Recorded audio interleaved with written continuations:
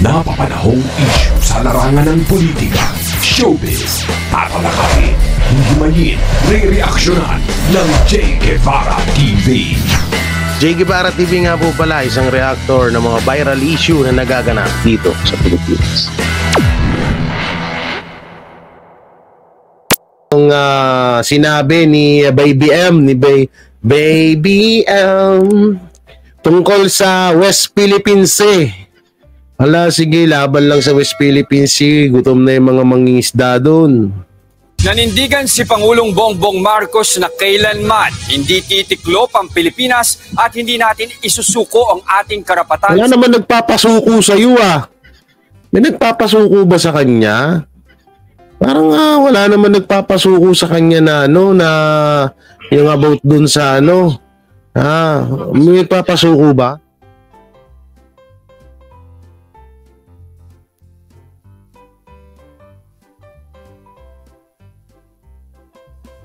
Wait lang, may chinek lang ako, wala pala tayo. Wala na naman pala yung natin, yung ating tawag dito, yung ating ano ba to? Hindi na naman po gumagana ating sound effects. Okay, tuloy natin. Sa West Philippine Sea, nagbabala rin siya sa China. Oras na lumala ang tensyon at may namatay na Pilipino.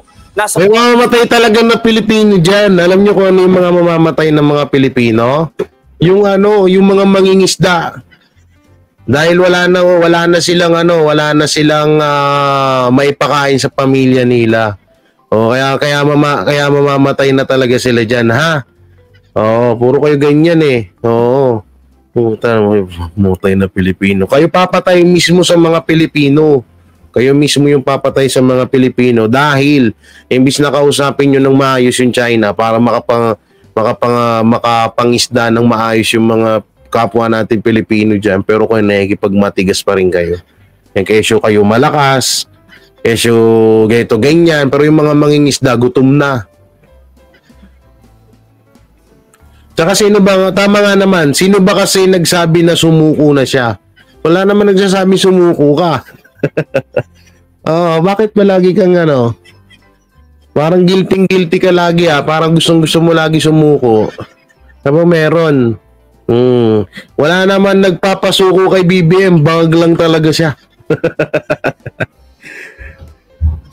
Diba? Wala naman daw pala nagpapasuko sa iyo bakit ba parang takot na takot ka? Okay. Line ng balitang yan, si Gerard de la Peña. Cannot allow anyone. Matapang ang naging talumpati ni Pangulong Bongbong Marcos sa Shangri-La Dialogue ng International Institute of Strategic Studies o IISS sa Singapore. Ipinahayag niya sa harap ng international community ang paninindigan ng bansa sa ating karapatan sa West Philippine Sea. Binigyang diin ni Pangulong Marcos na matagal lang naitalaga kung hanggang saan ang ating teritoryo na pinagtibay pa ng mga kasunduan at batas tulad ng 1982 United Nations Convention on the Law of the Sea o UNCLOS, pati na ang naipanalo natin noong 2016. Kaya giit niya, may legal na basihan ang territorial claim ng Pilipinas. Ano yun?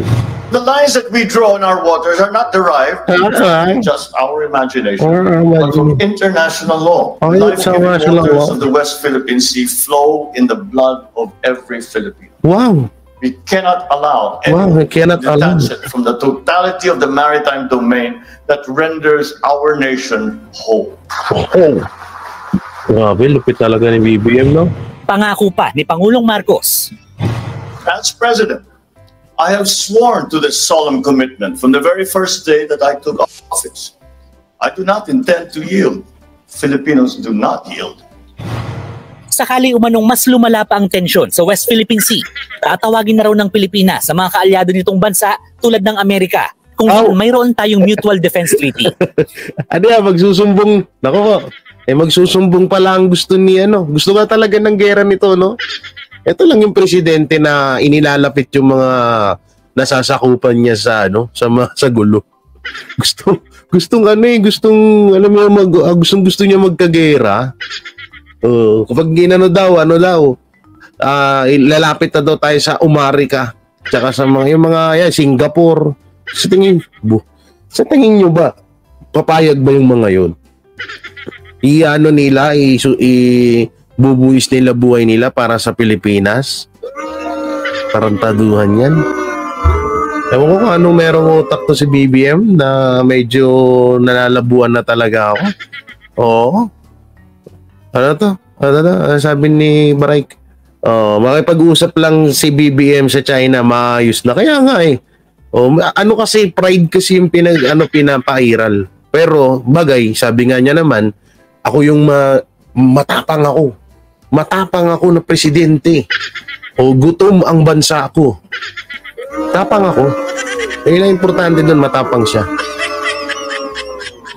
Yun yung pinaka-importante doon, matapang siya, pero wala siyang pakialam sa mga mangingisda na mga nagugutom na. Ang galing, di ba? O ganyan kalupit ang presidente natin. Kaya nga mahal na mahal to ng mga tanso eh. Pare-pare sila ng mga tagilid ng utak. Totoo naman, tagilid naman talaga utak niya.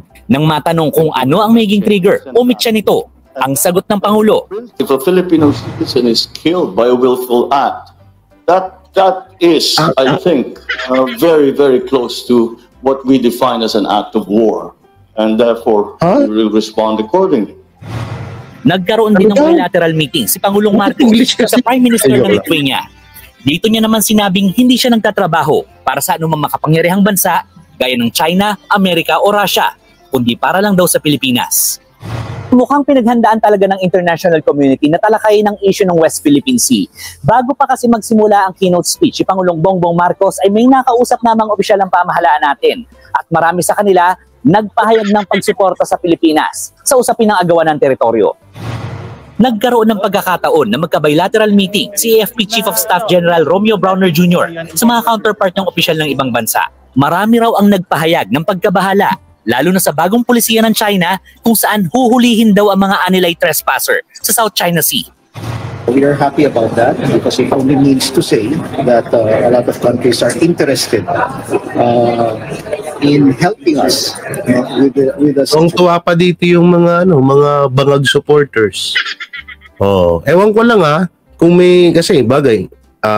Halimbawa, tiga Luzon ka, tapos hindi ka naman mangingisda, hindi ka naman naapektuhan ng nangyayaring gulo sa tawag dito dyan sa West Philippine Sea. So hindi ka naapektuhan, kaya ikaw naman proud na proud ka kay BBM.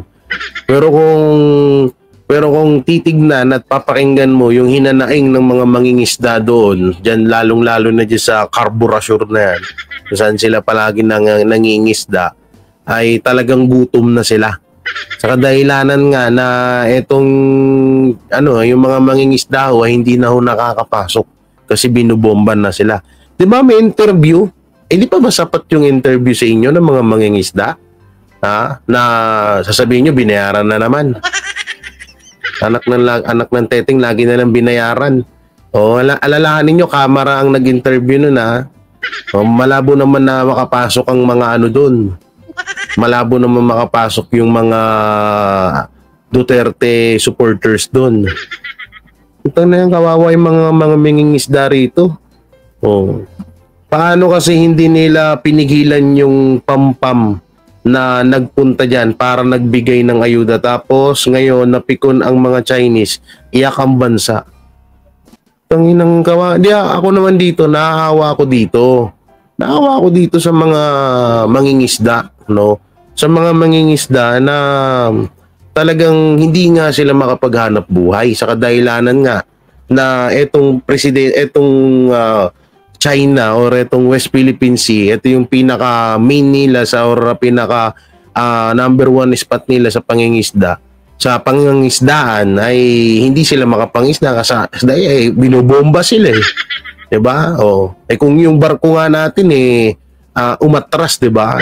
Yan pa kaya mga bangka-bangka lang yan. Yung hindi iniisip nung Pangulo natin. Ang iniisip niya lang, sarili niya lang. Totoo naman sarili niya lang ito naman talaga. Kaninong nagiging may pakinabang ba mga mangingisda? Nasaan pakinabang? May napapakinabang. Gutom sila ngayon dyan. May ibinigay ba na May ibinigay ba na proyekto para sa mga mangingisda? Wala. O baka sabihin nila, spy ng China na naman ng mga mangingisda na yan. O baka yun na naman sabihin nila, spy na naman kayo. Spy kayo ng China. Eh, lagi naman yun ang sinasabi nila, spy, konting kibot, spy. Not just interested to know what we think about the situation, but really, they are offering us assistance, support. Ngayong araw naman nakatakdang magsalita sa Shangri-La Dialogue si Browner, pati na si Philippine Coast Guard Commandant Admiral Ronnie Hilgavan. Narito rin sa Singapore si Defense Secretary Gibo Chodoro na makikipag-usap sa ibang defense ministers. Kaninang madaling araw naman, nakauwi na sa Pilipinas si Pangulong Marcos matapos ang state visit sa Brunei at working visit sa Singapore. Nagbabalita mula sa frontline, Gerard de la Peña, News 5. Ito pa isa, meron pa dito, ito. Ikinatuwa ng ilang maritime expert ang bagong pahayag ng Pangulo tungkol sa West Philippine Sea. Tingin naman ng ilang mambabatas. Ikinatuwa ng mga expert. Pero ang tanong, yung mga mangingisda ba, ikinatuwa ba nila yan? Ang kagustuhan lang naman ang kagustuhan ng China, magdala kayo ng pagkain dun. Pero huwag kayong magdadala ng materialis. Kaso, ob tong presidente natin. Kaya, ang gusto niya, syempre, atapang ako, Marcos ako eh. Pinagdidiinan niya na idalhin yung mga kargamentos dun. Kaya ngayon, binubomba na sila. Samantalang nung panahon ni Tatay Digong, wala namang ganyan, malaya yung mga Pilipino. Doon nga ako takon-takay. Na kung saan pa yung panahon na malaya ang mga mangingisda dyan sa West Philippine Sea, no? Nung panahon ni Tatay Digong ngayon, na hindi malaya yung mga mangingisda dyan dahil sa pinagagawa ng Pangulo natin. Ngayon, siya pa yung bayani.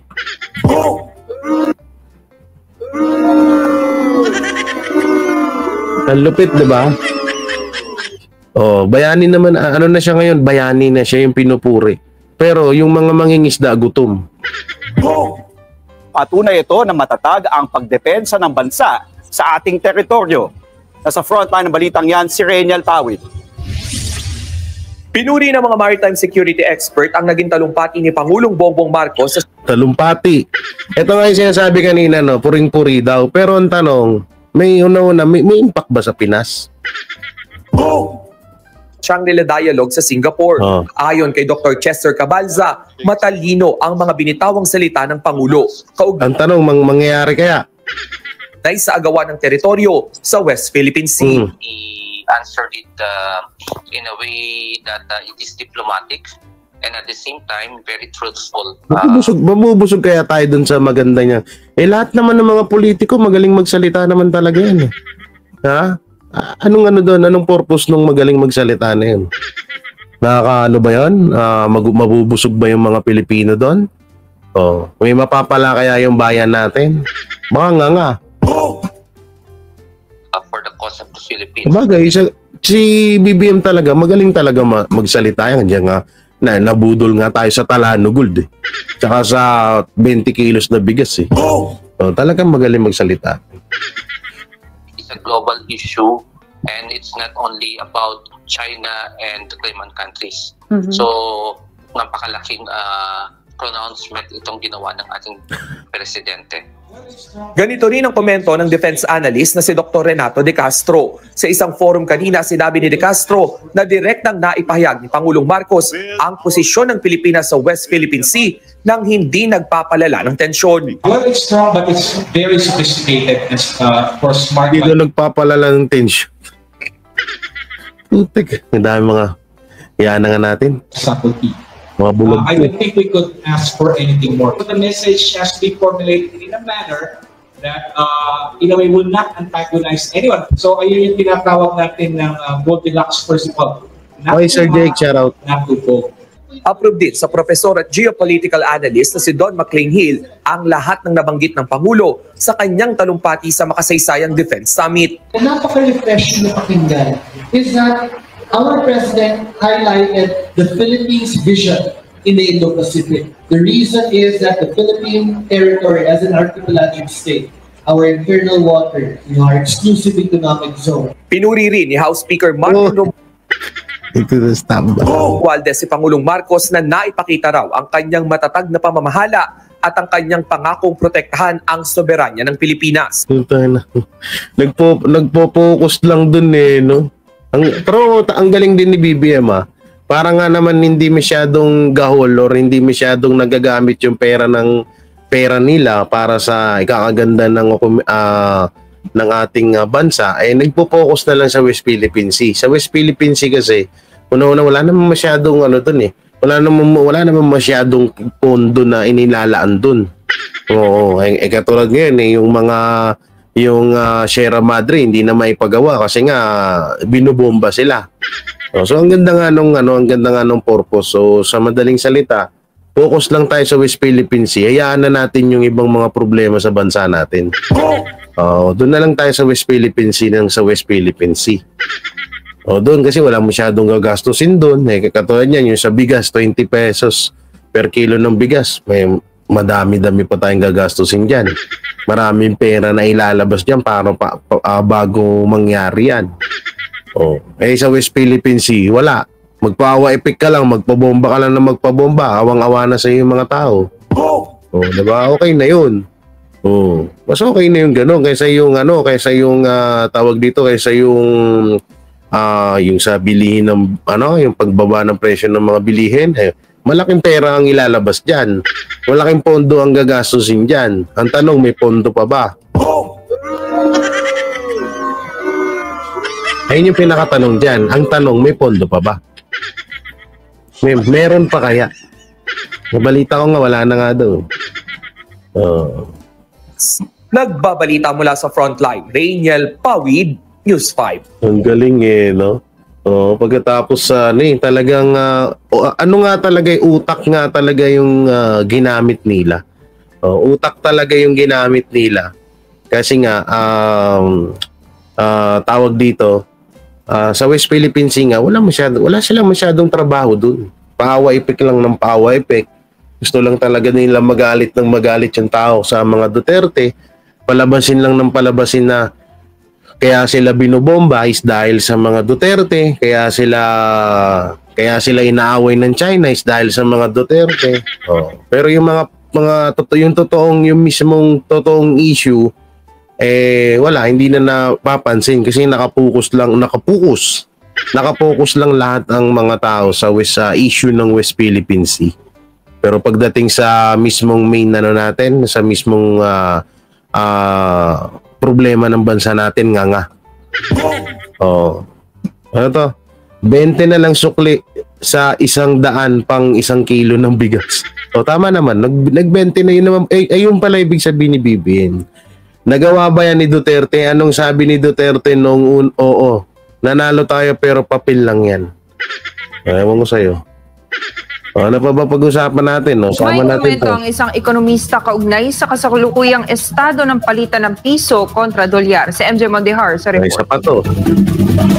Ganda ni ma'am. Sorry. Bagsak ang stock market at palitan ng piso kontra dolyar. Yan ang pahabol sa atin bago matapos ang linggong ito. Ngayong linggo, pumalo sa 59 pesos kada dolyar ang palitan. Baba Palitan. Ito na ang pinakabagsak na halaga ng piso sa Marcos Jr. administration. Bukod dyan, bumagsak din ang stock market sa 89.93 points o 1.38%. Isa din ito sa mga pinakabagsak sa kasaysayan. Proud pa rin, Tanso, mga Pilipino na supporters ni Ma, proud pa rin kayo? Proud? Palakpak.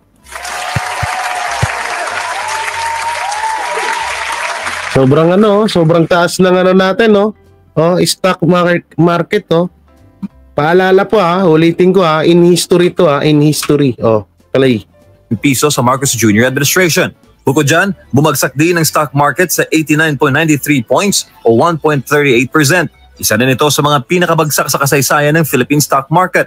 Kasaysayan ng isa sa mga pinakamabagsak sa kasaysayan ng Philippines national tama ba, national market. Proud pa rin BBM, idol BBM ko yan idol BBM, mahal ka namin. Gagi. Idol BBM, mahal ka namin mahal ka namin, Idol BBM. Hindi ka namin papabayaan. Ganun kalupit. Mga tanso vlogger, okay lang yan BBM, dito kami para sa iyo. Mga ilang buwan na lang, ilang taon na lang, paktay na rin kami sa gutom. Agay na nakababahala dahil makaka-impluwensya ito ng malaki sa pag-atras ng mga investor sa bansa. Ayon sa ekonomistang si Dr. Mayor. Sabi nga ni Kas Jarit, ang taas nga daw ng tiwala ng mga ibang bansa kay BBM.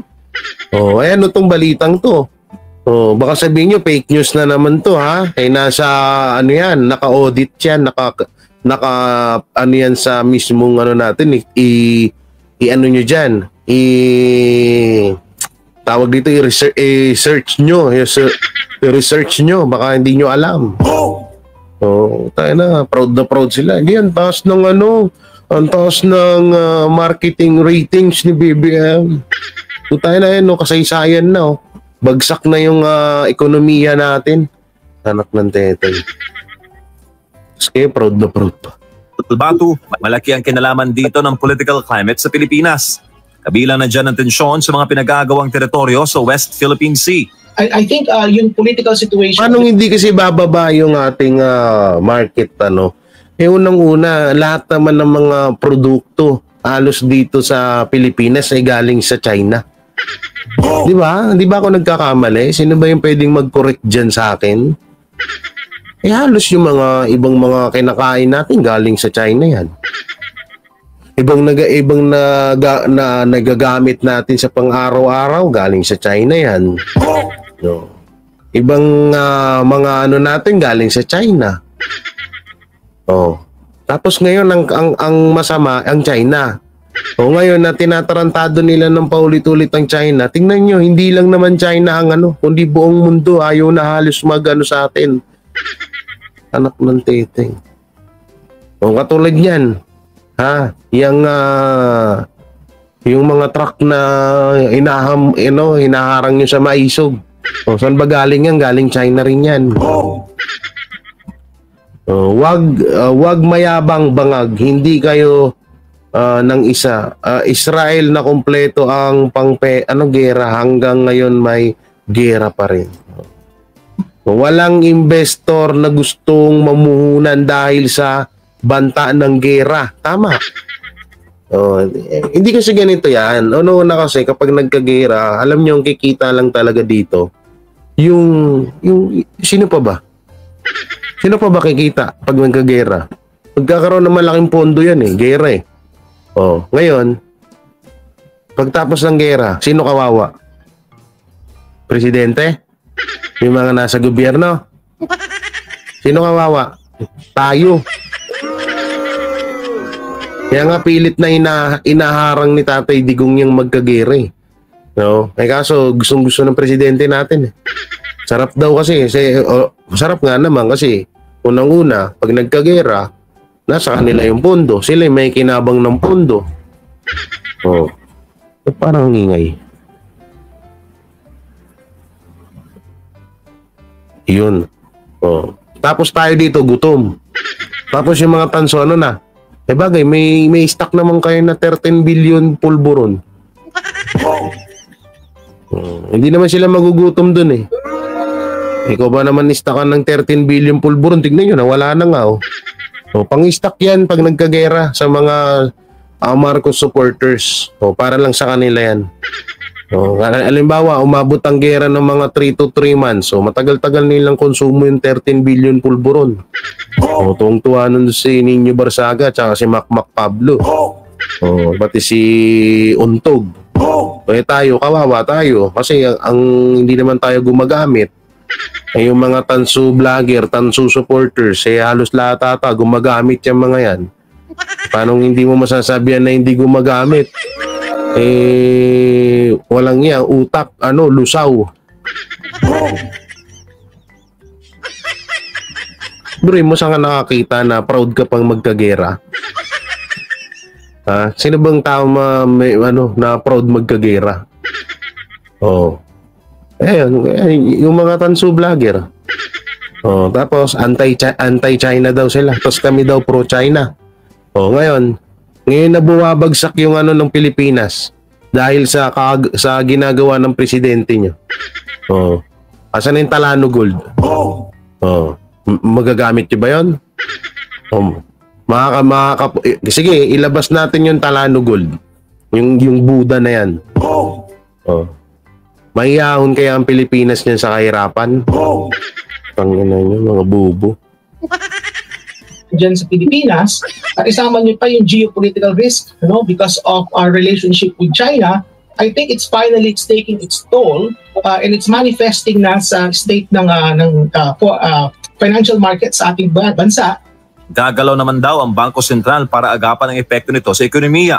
Pero ayon kay Dr. Batu, asahan na mas tataas pa ang inflation. Mamahal lalo ang presyo ng mga bilihin. Ayan na. Proud pa rin. Proud pa rin, mga tanso. Hindi, sabi ng mga tanso vlogger, ay, hindi naman namin masyadong damay yung Hindi naman namin masyadong damay yung pagtaas ng mga bilihin dito sa Pilipinas. Una, may sahod kami sa YouTube. Pangalawa, may sahod pa kami sa mga handler namin.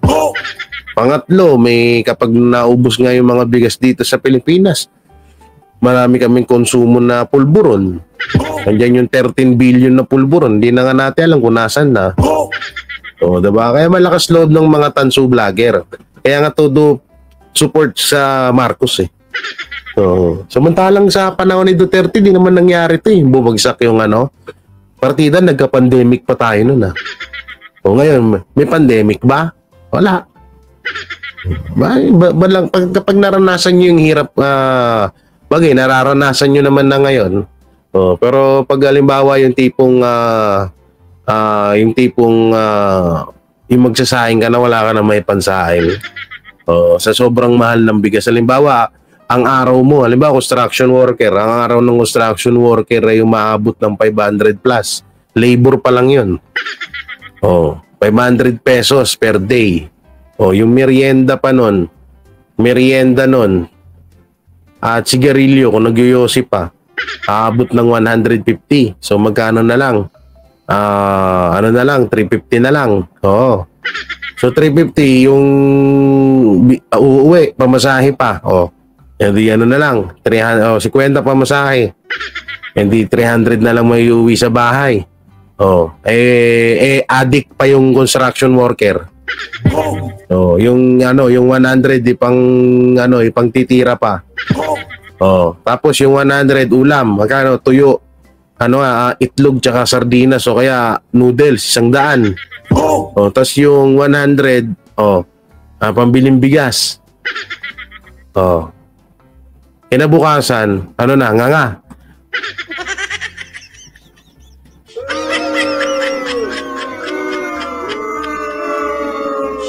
Bukas nga. Kawawa sino kawawa? Yung tatay ba, nanay? Hindi. Kawawa yung mga anak kung may mga anak sila. May pinapadedi pa. Walang gatas si nanay. Gawa na inubos ng tatay. Charot. Saan kukuha? Magkakanaon ng kape. Papadedi sa bata. Sige lang, suportahan nyo pa rin. At lalala ang krisis sa bansa. Ayaw nila na palagpasin ng 60 pesos sa kada US dollar ang palitan. So ibig sabihin lumalabas po yung dollars. Kaya nangyayari, nag-i-intervene ang Bangko Sentral. So ang ibig sabihin ito, attorney, kapag lumalakas ang dolyar, nagmumurang piso, nagmamahal po yung mga inaangkat natin. Lalong-lalo na po pagkain at produktong petrolyo. Pangalawang pagkakataon na naging ganito ang ekonomiya ng Pilipinas sa panahon ni Pangulong Bongbong Marcos Jr. Naunang bumagsak ang palitan ng piso kontra dolyar noong 2022. Nagbabala naman si Dr. Batu. 2022? Sino na yun? Siya pa rin pala yun. Ibig sabihin, 2 beses na pala to. Asan yung mga travel? Kasi makakatulong daw yun sa ekonomiya ng Pilipinas. Asan na yun? Hindi, marami tayong andyan yung Amerikano, Singapore, tutulong sa atin yan. Lalo pag wala na tayong makain. Tutulong yan sa atin. Tutulong yan, promise. Magpapadala dito yan ng bigas. Magpapadala dito ng ng makakain. Yung Japan, tropa ni BBM yan. Magpapadala rito ng mga soup yan, mga soup. Sabon. Hindi, sabaw. na posibleng ikabagsak ng Marcos administration ang mga nangyayari ngayon sa ekonomiya dahil lalong pagkagutom ang itudulot ito sa mga Pilipino. Itong ganitong nangyayari na sumasadsad ang exchange rate, sumasadsad ang stock exchange, merong inflation, di ba, nagkakaroon ng kahirapan, kagutuman. Ito po yung mga necessary conditions na para sa societal upheaval. Kumbaga nagkakaroon ng disgusto, discontento ang mga tao, no?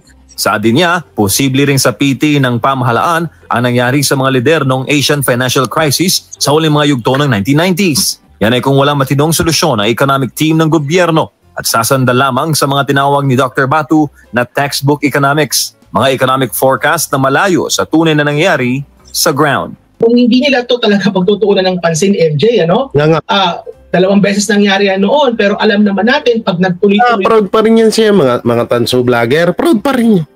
Dalawang beses na nangyari yan. Hindi, bigyan pa natin, 1 year pa. 2 years pa lang si BBM eh. Tataas pa yan. Yung Talano Gold, bibenta na yun. Pag nabenta na yung Talano Gold, naku po, mayaman na ulit ang Pilipinas. Pa ito, malamang this government would have the same fate as what happened with Indonesia in 1998. Para sa Diyos sa Pilipinas kong mahal, MJ Mondejar, SM9 News. Proud na proud kayo Proud na proud kayo sa nyo. Proud na proud kayo sa tawag dito. Proud na proud kayo sa inyong presidente. Pero unti-unti na kayong ginugutom. Ha? Kami, baka sabihin nyo ng iba nyo, bakit ikaw, Jay, hindi ka ba natatakot? Hindi ako natatakot. Alam nyo kung bakit? Ba't ako matatakot? At least, kahit pa paano, pinaglabang ko yung karapatan ng bawat Pilipino, di ba? Oo. Ayan tanong, yung mga tanso, pinaglaban ba nila? Kinikriticize pa nga nila yung mga taong nagmamalasakit sa sa Pilipinas yung mga Duterte. Diba? Kung sabihan nila ng kung ano, magsisisi din niya. Halimbawa, gutom na yung mga pamilya nila. Bagay, hindi naman magugutom yan. May mga talent nga. Huwag nyo nang pangarapin ang gera at kawawang taong bayan ng Pilipinas. Dito sa Israel, danas naming mga Pilipino ang hirap at takot dahil sa gera. Gustong-gusto ni BBM yan. Maraming kakampi, Amerikano, Japan, Singapore. Kaya proud na proud ba nga yung mga yung mga tawag dito, yung mga tanso vlogger. So ito, sunod natin to. Ano ba to? Ito yung kanina. Yung tungkol dun sa ito yung mga pinangako Marcos Jr. na zero and tinabla ng foreign investor. Sinabi ni Tambaluslos na invest. Ininvest, bumuhos, fake. Nakala ko marami tayong investor pero laglag yung natin, marketing. Kulelat ang Pilipinas at ang investment na pangako ni Marcos Jr. ay sa mga karatig bansa pala mapupunta. Sa wala pang 2 buwan sa pagitan ng kalagitnaan ng Abril at katapusan ng Mayo lamang sa taong ito, nag-anunsyo ang mga American tech giant ng bilyon-bilyon at bilyong US dollars na mga pamumuhunan sa rehiyon ng ASEAN, ngunit ang Pilipinas ay wala kahit saan sa kanilang listahan ng mga destinasyon ng bansa. Inihayag ng Microsoft ang mga planong mamuhunan ng 2.2 billion US dollars sa Malaysia. Nangako rin ng Microsoft ng 1.7 billion US dollar na halaga ng mga pamumuhunan sa Indonesia. Ang Apple ang pinakamahalagang kumpanya sa mundo kamakailan. I-research niya kasi baka sabihin niyo fake. Anunsyo ng mas mataas na pamumuhunan sa Vietnam sa itaas ng 16 billion US dollar na sinabing kung nakagawa na ito ilang taon na ang nakalipas. Ang Amazon sa kabilang banda ay namumuhunan ng halos 9 billion US dollars sa Singapore. Ngayon ay sinasabing namumuhunan ng Google ng humigit kumulang 2 billion US dollars sa Malaysia ayon sa mga pangunahing opisyal ng gobyerno doon. Ang mga bansang binigyan ng negosyo ng mga dayuhan ay walang EDCA na kagaya ng ipinagmamalaki ni Marcos Jr. Sila ay may claim rin sa China subalit hindi naharas dahil hindi iyakin at nakasandal sa Amerika. Kung sabagay, ano ba naman ang rason bakit dito sila sa Pilipinas magnenegosyo kung hindi magawa ni Marcos ng paraan ng maayos na supply ng kuryente at tubig at napakataas pang tax? Tama. Ang isyong ito nga ay binigyan ng samut-saring reaksyon ng mga personalidad sa social media. Ayon nga sa komento ni Butch Ruiz ay, in bad shape. Malaysia, which imposed a trade embargo against the state of Israel for its brutal war against Palestine, was chosen by Google, a US-based company, over the Philippines. Israel is the US staunchest ally not only in the Middle East but probably in the world, but this did not deter Google to invest in Malaysia. On the other hand, US-Philippines relations has been seen as historically strong, and it is often described as a special relationship, originating from the fact that the Philippines was a former colony of the United States. Despite of this, Google did not choose the Philippines. While there are minimal restrictions on foreign investment participation in Malaysia, that does not mean that there are no restrictions for foreign investments. The big difference between our two countries is that Malaysia, one, has a stable government compared to a dysfunctional one like that of the Philippines. Two, has a well-developed infrastructure system. Thus, it is not enough that we lift restrictions on foreign investments.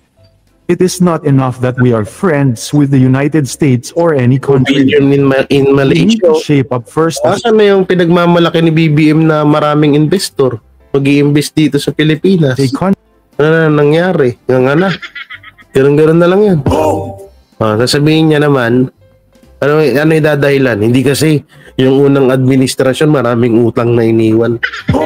Yan na naman. Sisihin na naman Duterte. O yan malamang sa malamang yan ang gagawin. Country and people. Ayon naman kay Joy De Vivra ay, you did your best, but I guess your best wasn't good enough. Alice? Ano to? Just one.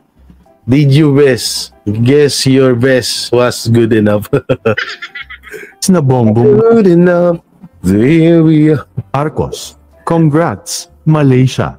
Ayon naman kay Mark Lopez ay, congratulations on the pledged investment committed by the United States Trade Secretary back in March 2024 which included kasama naman ang Pilipinas di ba katuwang ng PCO ang mga tech giants para paralin ang censorship and suppression of free speech sa bansa. Kung nabudol ni Marcos Jr. ang marami sa kanyang mga botante, ang mga dayuhan ay tila hindi.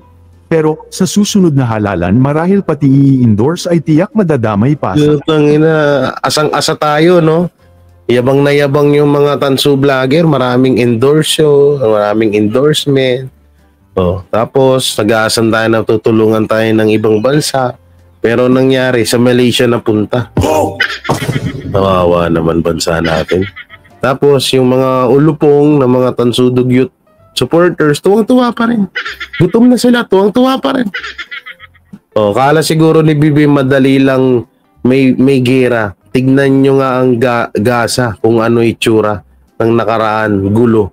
Dito bilyon-bilyon ng pera ng Gaza galing sa iba't ibang bansa. Ang gusto ni BBM. Ang gusto kasi ng Pangulo natin is manggaling yung suporta at tulong. Kasi syempre hindi naman tayo susuportahan, hindi naman tayo tutulungan ng ibang bansa kung walang mangyari sa kuna. So mangyayari niyan is gusto ata ng presidente natin na magkagulo muna or magkaroon ng sakuna dito sa Pilipinas. At kapag nagkaroon ng sakuna dito sa Pilipinas, dadagsa yung tulong, dadagsa yung pondo. Kagaya ng iba, yung mga gera dyan. Gayong yung sinabi nito about dun sa Gaza. Diba? Dumagsa ang tulong dyan sa Gaza. Ang gusto ni BBM is tulungan ang mga Pilipino ng ibang lahi, hindi siya.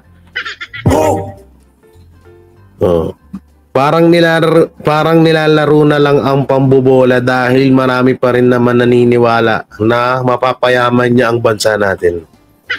Ewan ko lang. Yan ang problema kay BBM, puro yakad ng investors sa Pilipinas pero wala namang naipakita na magandang dahilan para mag-invest sa Pinas. Akala ba niya walang alam sa nangyayari ng Pilipinas sa mga businessman.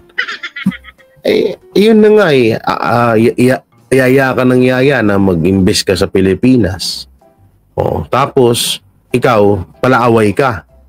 Siyempre, mga businessman yan, sabi, putay na, yan. Halimbawa, mag-ano sila dito sa Pilipinas. Saan sila kukuha ang produkto nila? Kadalasan, umano nga sila sa China. Tapos, ang una-una, kuryente, tubig, hirap dito. Paano sila mag-i-invest dito? Sino ba ng tangang businessman? Kaya nga yumaman yung mga yan Dahil mautak yan, dahil mga matatalino yan. Tapos pagdating sa'yo, magtatanga-tangahan sila sa'yo. Huwag na walang businessman na magsasayang ng pera sa'yo. Sa kaisipang baka budol din. Ito naman ang binigyan ng comment, reaction ng well-known influencer na si Sean Wine. Panuuri ng full video para sa iba pang detalye na interesting answer to this question. Sabi nga nag-post dito, pagkakataong bumoto ulit, sino sa kanila at bakit? Bilang tumakbo silang pareho as a presidential candidate, wala na ako iboboto sa kanilang dalawa. One of the main reason kung bakit ko binoto si PBBM dahil siya ay naging katandem ni VP Sara. Yun din ako. Dahil sa tiwalang binigay sa kanya ni VP Sara, kaya nagtiwala din ako sa kanya. I think at this point, pareho kami ni VP Sara na na-disappoint sa nangyari. But then again, kung titingnan nga natin, balikan natin, ano ba ang laban ng mga kakamping ng panahon ng eleksyon? Track record. We all know naman, if we're going to talk about the Marcoses, they have a very controversial history. Andyan na ang korupsyon, andyan na ang martial law, andyan na yung mga pagpapatay at kung ano-ano pa. Isama na natin yung issue ngayon ni PBBM sa kanyang drug use. Meron nga ako nakita isang video coming from Secretary Jing Paras at meron siyang pinakita dong article na sinasabi na meron daw anak ng isang presidente, anak na lalaki between year 1978 and 79 na nagtutulak di umano ng cocaine sa kanila. Maliban doon, namimigay pa ng mga mamahaling alak para lang makasama ng libre sa tour nitong bandang ito. Ay, eto ata yun Nasa akin ata yun Ito ata yung sinasabi nila kaso hindi ko inilabas itong sinasabi dito sa video na to. Hindi ko inilabas kasi nga unang-una parang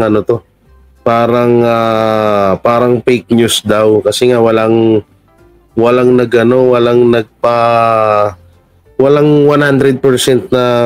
na totoo, no? So ito po yun, pasa ko. Ito ata yung sinasabi nila na to. Ito ata yun. Wait lang. Pasa ko sa Gmail natin.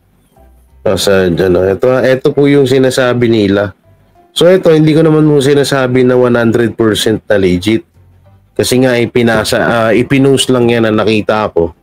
So ito yung picture at ito yung banda na tinutukoy dito sa video na to, no?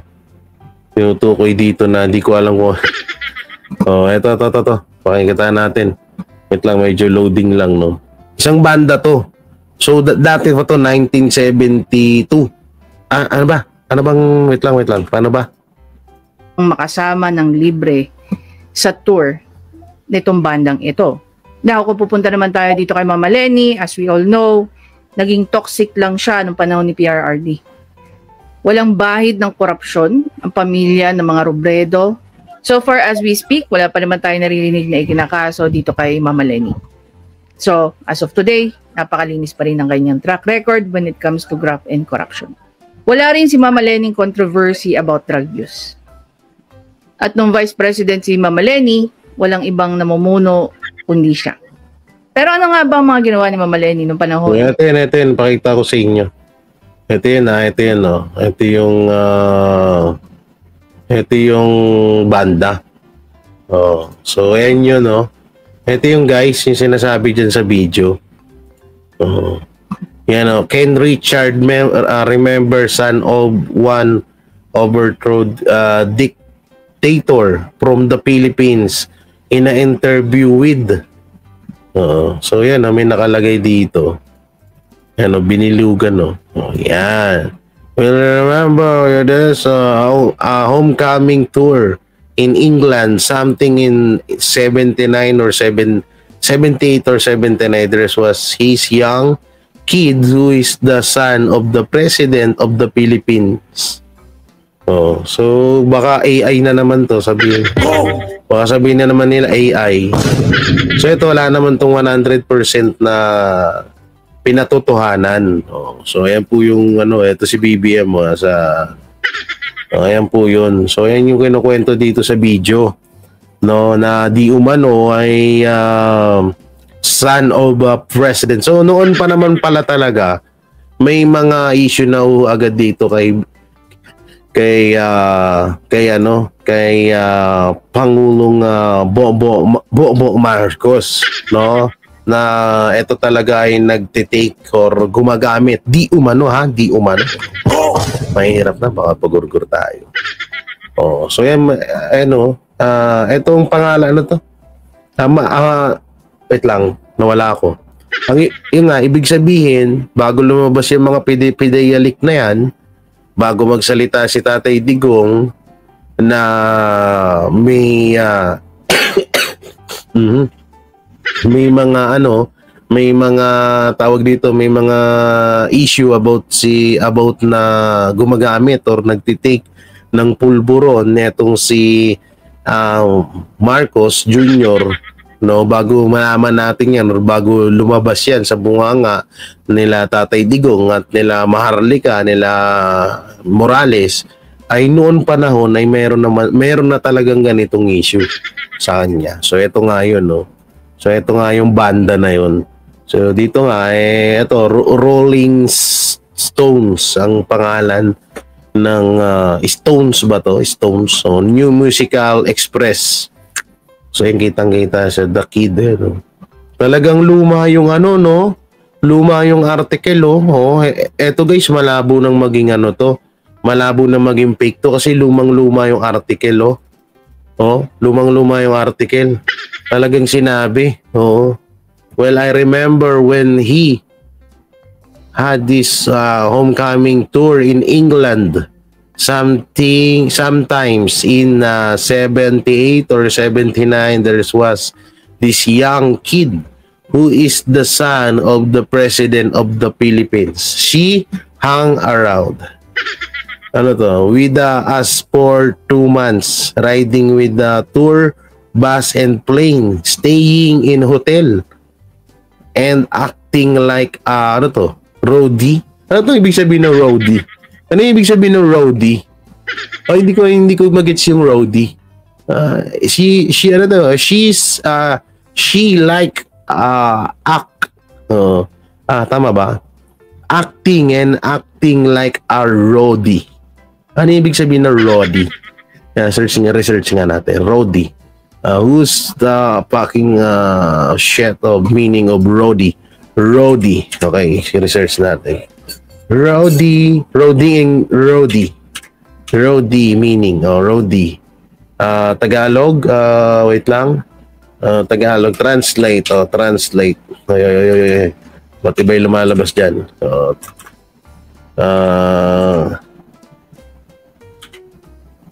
Translate to Tagalog. Yan, roadie. Kaya saan na yung roadie? Roadie, I know. So, asa na? Tagalog, walang lumalabas, guys. Kabilang sa grupo. Kabilang junkie ba? Kabilang sa grupo. Parang nakikip, siya kung nga rin na parang close niya, ganon. Parang feeling close, ganon. Feeling,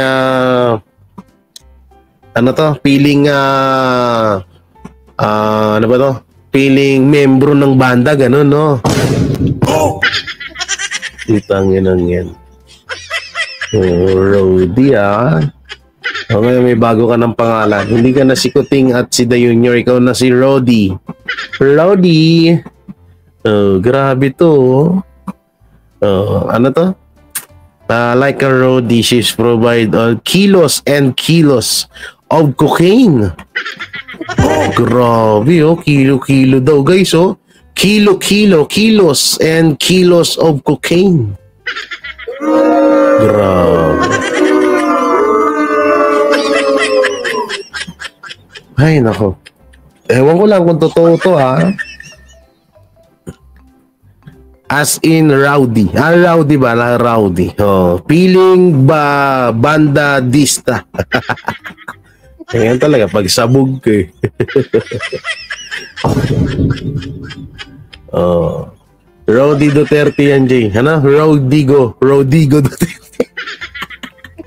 Visit ka, Bright. No? So, ito pala yung nasa kwento.